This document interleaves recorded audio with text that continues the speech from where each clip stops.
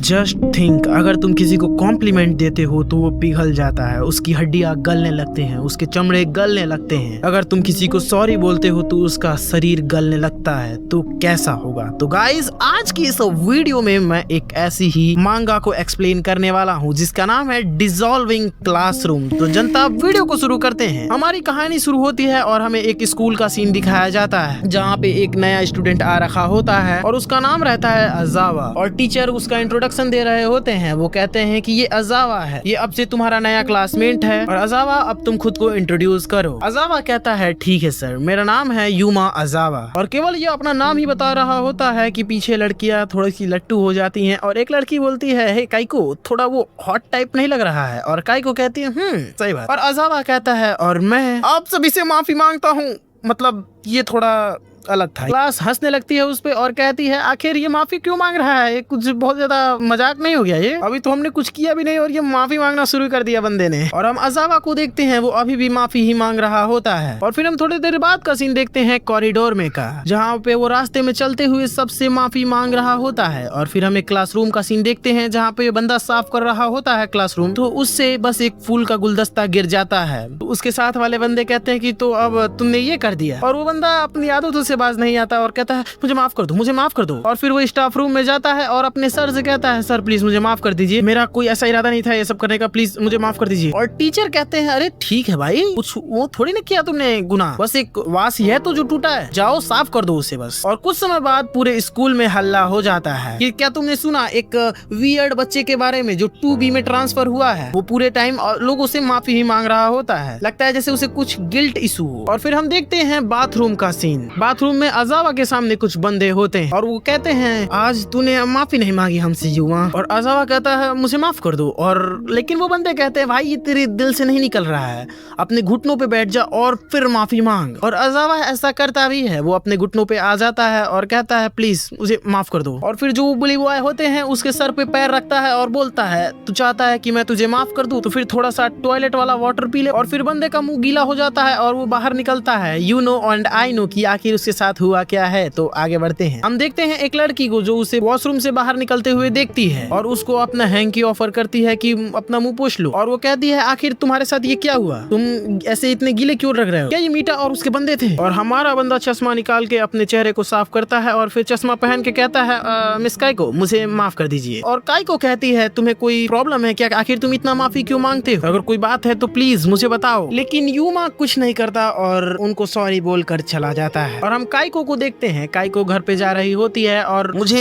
ये अजनबी लड़की तभी से फॉलो क्यों कर रही है। और हम देखते हैं एक लड़की को, मतलब वो इसको फॉलो कर रही होती है और उस लड़की की आंखों को देखकर काइको भागने लगती है। वो कहती है वो मुझे डरा रही है। और काइको जिस साइड भाग रही होती है उधर साइड वो लड़की आ जाती है और काइको कहती है आखिर तुम हो कौन? तो वो लड़की कहती है मुझे तुम्हें पीना है, मुझे तुम्हारा जूसी ब्रेन पीना है, मुझे अपना दिमाग दे दो।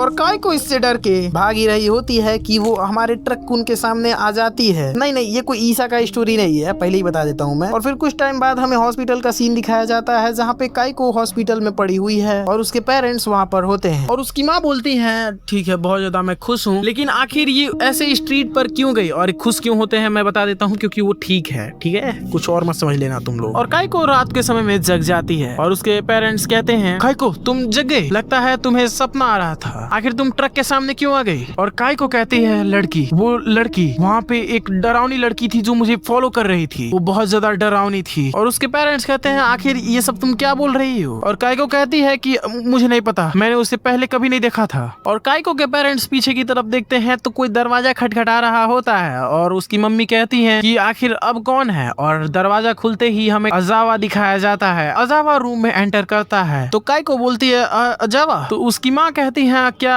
ये तुम्हारा फ्रेंड है? तो वो कहती है हाँ वो मेरे क्लास में पढ़ता है। और उसकी माँ कहती है ओ कितना अच्छा है कि मतलब तुम्हारे स्कूल का बंदा तुमको देखने आ रखा है। और अजावा अपना नौटंकी शुरू करते हुए कहता है मुझे माफ कर दीजिए। और दोनों उसके माता पिता शॉक हो जाते हैं, कहते हैं क्या? और अजावा कहता है मैं इससे ज्यादा माफी नहीं मांग सकता हूँ, जो आपकी बेटी के साथ हुआ है वो मेरी बहन की वजह से हुआ है सब कुछ। और काइको के पापा बोल रहे होते हैं आखिर तुम किस चीज की बात कर रहे हो, आखिर क्या हुआ है? अजावा कहता है कि जो काइको के साथ हुआ है वो मेरी बहन की गलती थी। और फिर उसके पेरेंट्स यूमा अजावा को रूम से बाहर लेकर जाते हैं और उसको बहुत सुनाते हैं, लेकिन अजावा भी उनके लिए बहुत ज्यादा माफी मांगता है। वो अपने घुटनों पे आ जाता है, हाथ जोड़ लेता है और माफी मांगता है। और काइको के पेरेंट्स बोल रहे होते हैं कि अपने माता पिता को बुलाओ यहाँ पे। फिर अजावा बताता है कि मेरे माता पिता अब दुनिया में नहीं रहे हैं, यहाँ पर केवल मैं और मेरी बहन जिंदा हैं अभी। और यूमा हमेशा हॉस्पिटल पे आ रहा होता है और मैं भी उसके आने का हमेशा इंतजार कर रही होती थी। और उसका माफी मांगना जैसे हमारा डेली रूटीन हो गया था और वो थोड़ा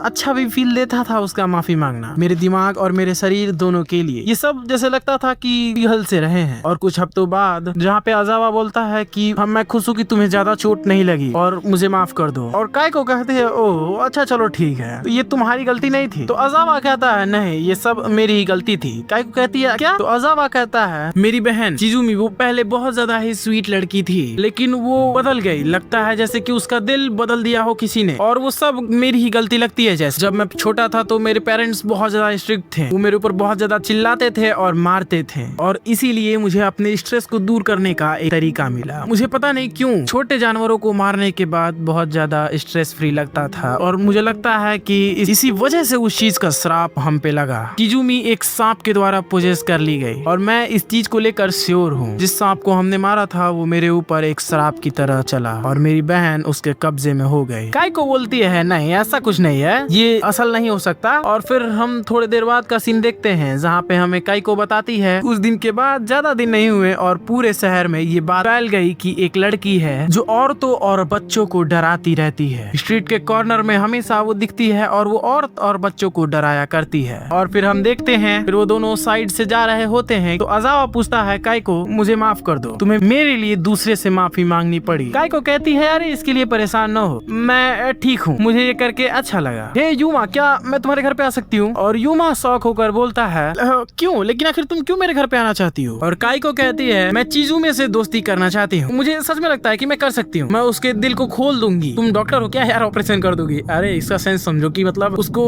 मैं सुधार दूंगी यार, चलो मैं तुम्हारी मदद करूंगी उसको सही करने में, तो प्लीज मुझको तुम्हारे साथ लेकर चलो। और फिर हम कुछ टाइम बाद का सीन देखते हैं जहाँ पे काइको अजावा के घर पे जा चुकी होती है और हमें पीछे से आवाज आती है, लगता है कि मैंने उस दिन एक गलती कर दी। और फिर हमें प्रेजेंट की आवाज आती है जहाँ पे काइको बोल रही होती है कि शायद यही वो जगह है, और वो दरवाजे को नॉक करती है तो दरवाजा खुला हुआ होता है। वो घर के अंदर घुसती है तो घर में बहुत ज्यादा बांस आ रही होती है। वो चिजुमे को चिल्ला रही होती है और चिजुमे फिर से अपनी वही शक्ल लेकर इसको डरा देती है और वो पूछती है आखिर तुम क्या चाहती हो? काइको कहती है कि मैं यहाँ पे तुम्हारी फ्रेंड बनने आई हूँ। चिजुमे बोलती है फ्रेंड? ठीक है तुम मेरी दोस्त बन सकती हो, एक बार मुझे तुम अपना दिमाग खा लेने दो। इस पे काइको बोलती है तुम्हारा भाई हमेशा तुम्हारी वजह से लोगों से माफी मांगता है, तुम्हें नहीं लगता कि वो कैसा फील करता होगा? चिजुमे बोलती है अच्छा आखिर वो कैसा फील करता होगा? उसे फील होता होगा कि वो मर चुका है और उसे भगवान ने ऊपर बुला लिया है। काइको कहती है आखिर तुम्हारे कहने का मतलब क्या है? तो चिजुमे कहती है वो मेरी वजह से माफी नहीं मांगता, वो माफी मांगता है क्योंकि उसे मजा आता है। वो लोगों से जितना माफी मांगता है उससे उतना ही मजा आता है। वो पूरी तरीके से होपलेस हो गया है क्योंकि उसने बहुत ज्यादा सांप और बिच्छुओं को मारा है। इस पे काइको बोलती है मुझे पता है क्योंकि वो बहुत ज्यादा स्ट्रेस रहता था क्योंकि उसके पेरेंट्स उसे बहुत ज्यादा परेशान किया करते थे और वो इसके लिए बहुत ज्यादा रिग्रेट करता है इस समय, प्लीज उसे माफ कर दो। चिजुमे कहती है स्ट्रेस? मुझे हंसी मत दिलाओ, वो उन्हें स्ट्रेस के कारण नहीं मारता था, वो सिर्फ उसके रिचुअल का पार्ट थे। तो काइको कहती है रिचुअल? कैसा रिचुअल? तो चिजुमे कहती है हाँ वो उन सबको मारकर डेविल को देता था इस टाउन के बाहर उस हिल पे। वो कोशिश कर रहा था डेविल को समर करने की और वो काम कर गया।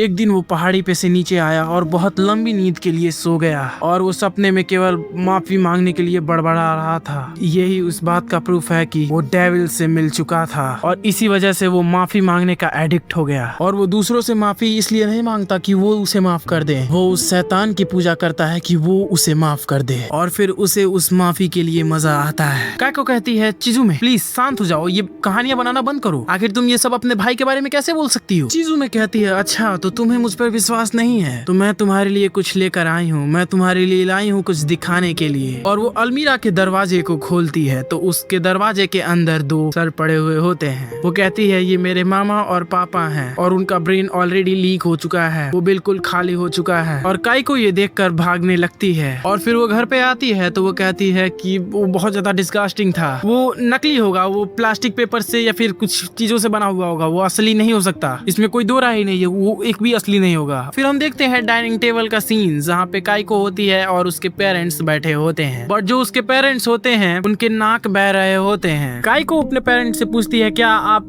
सभी को कोल्ड हुआ है या फिर कुछ एलर्जी टाइप हुई है। उसके पेरेंट्स कहते हैं कि पता नहीं क्या हुआ है, आज सुबह से ही हम लोग का नाक ऐसे ही बह रहा है। और फिर काइको प्लेट्स को देखती है तो वो कहती है मम्मा आखिर भोजन कहाँ है, ये सब तो खाली है। और उसकी माँ ये देख कर बोलती है अच्छा मुझे माफ कर दो, मुझे लगता है कि मैं डिनर बनाना ही भूल गई, ये कोल्ड मुझे भुलक्कड़ टाइप बना रहा है, चलो छोड़ो मैं अभी खाना बना देती हूँ। लेकिन काइको कहती है कि अब नहीं, मुझे मेरा पेट भर गया है, मुझे जाने दीजिए, मैं सोने जा रही हूँ। और फिर हम सीढ़ी पे देखते हैं तो भाई उसका भी नाक बह रहा होता है और वो कहती है अरे नहीं मुझे भी तो कोल्ड नहीं ना हो गया। और फिर हम अगले दिन स्कूल का सीन देखते हैं, वहाँ पर भी सबके नाक बह रहे होते हैं और उसके टीचर बोलते हैं चलो आज ट्रिग्नोमेट्रिक फंक्शन पढ़ते हैं। लेकिन फिर कहता है क्या हम लोग दोबारा ट्रिग्नोमेट्रिक फंक्शन पढ़ने जा रहे हैं और पूरे क्लास का नाक बह रहा होता है एक्सेप्ट अजावा। फिर हम कुछ देर बाद का सीन देखते हैं तो फिर से वो बुली बॉयज आकर अजावा को परेशान करने लगते हैं। वो कहते हैं अरे तुम लोगों ने हमसे माफी नहीं मांगी है, माफी मांग बे साले, माफी मांग हमसे। तो अजावा कहता है मीठा प्लीज मुझे माफ कर दो, ये सब मेरी गलती है, प्लीज मुझे माफ कर दो, आई एम सो सॉरी। और अजावा उसके पैर पकड़ लेता है और पैरों को चूमता है या फिर चाटता है, जो भी किया हो भाई बंदे ने, कुछ भी किया हो। आगे बढ़ते हैं कहानी में। और काइको कहती है हे मीठा सालो तुम लोगों को समझ में नहीं आता है क्या, युमा को परेशान करना बंद करो। और जब मीठा और उसके बंदे उसकी तरफ मुड़ के देखते हैं तो ब्रो मतलब प्लीज भाई कोई भी देख रहा हो खाना खाते समय मत देखना चैप्टर को, बहुत ज्यादा डिस्गस्टिंग सीन्स हैं। उनके आंख नाक सब बह रहे होते हैं और वो एक ज़ॉम्बीज़ जैसे बन जाते हैं और फिर वो नीचे गिर जाते हैं और फिर पता नहीं कहां से चीजों में आ जाती है और उनके दिमागों को वो खाने लगती है। और वो काइको को कहती है अब तुम्हें विश्वास हुआ मेरे ऊपर, मेरा भाई लोगों से माफी इसलिए मांगता है कि लोगों का ब्रेन पिघल जाए, यही उसकी काली शक्ति है, तुम्हारा भी दिमाग बहुत जल्दी खत्म हो जाएगा। और हम अजावा को देखते हैं, अजावा कहता है हे चिजुमे प्लीज शांत हो जाओ, काइको चिजुमे को माफ कर दो, मतलब बहुत ज्यादा वो रूड है, मेरे माता पिता बहुत पहले ही मर गए थे जब वो बहुत ज्यादा छोटी थी, वो भी ऐसे ही किसी बीमारी के कारण मरे थे। चिजुमे ने उनके पिघले हुए दिमाग को खाया और अब उसे पूरा पोषण नहीं मिल पा रहा है और अब उसे यही सब खाने का मन करता है, उसे लोगों का दिमाग खाने का मन करता है। काइको प्लीज रुक जाओ। और काइको कहती है नहीं मुझे भागने दो और काइको भागने लगती है। वो जाती है स्टाफ रूम में तो वहाँ पर भी सब कोई पिघल रहा होता है और अजावा बार बार उससे माफी मांग रहा होता है और फिर काइको वहाँ से भाग जाती है। और वो जब पीछे मुड़ के देखती है तो अजावा के पीछे उसे एक शैतान दिखता है। फिर आगे का सीन देखते हैं तो वहाँ पे हमें एक हॉस्पिटल का सीन दिखाया जाता है जहाँ पर अजावा पड़ी हुई है और हमें पता चलता है कि उसका भी दिमाग पिघलने लगा था पर वो सही समय पर रुक गया पिघलना। और शायद ऐसा इसलिए हुआ क्योंकि काइको ने सॉरी वाले वर्ड्स को इग्नोर करना शुरू कर दिया था और बाद में ही हॉस्पिटल वालों ने उसे बताया कि वो जो उसके पेरेंट्स हैं मर चुके हैं और मुझे अब कुछ फील नहीं होता। और ऐसा इसलिए है क्योंकि शायद मेरा दिमाग डैमेज हो चुका है और मुझे सच में नहीं पता कि आखिर युमा अजावा और उसकी बहन चिजुमी का क्या हुआ उसके बाद, शायद वो कहीं और चले गए होंगे और ये सब उन्होंने दोबारा शुरू कर दिया होगा किसी दूसरे शहर में। तो guys that's for the video और ये रॉ रिकॉर्डिंग ही 30 मिनट की हुई है। तो चलो वीडियो को एंड करते हैं। और भाई अभी ये खत्म नहीं हुआ, इसका चैप्टर 2 भी है, तो भाई मैं नेक्स्ट वीक या फिर जब भी मेरे को टाइम मिलेगा रिकॉर्डिंग करूंगा और इसको अपलोड करूंगा भाई। तो गाइस जो मेरे एक्सप्लेनेशन में अगर आपको कुछ प्रॉब्लम दिख रही है तो प्लीज कमेंट करो भाई कि मैं अपने एक्सप्लेनेशन को सुधार सकूं। तो मिलते हैं किसी और नई वीडियो में, तो टेक केयर टाइटन्स।